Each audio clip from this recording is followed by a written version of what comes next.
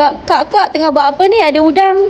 Hari ini kita nak buat udang batu perang menggunakan tepung kastad. Okey, mula-mula letakkan tepung kastad dalam satu mangkuk. Lepas tu korang gaulkan udang-udang tadi bagi sekata. Minyak dah panas, boleh masukkan terus udang.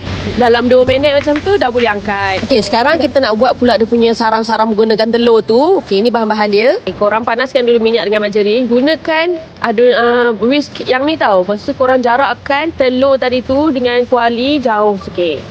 Macam tu. Okay, dah. Tangan sentiasa kena kacau. Lepas tu masukkan daun kari, tu masukkan cili padi, masukkan perasa. Gaul. Dah boleh tuang ke atas udang. Pastikan ada penapis. Tunggu sekejap bagi dia sejuk sikit, nanti dia akan rangup.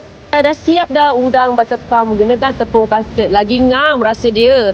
Rasa berlemak, manis masin semua ngam. Korang boleh try juga kat rumah, okey? Jangan lupa follow Santai Corner Bandar Baru Bangi Section 3.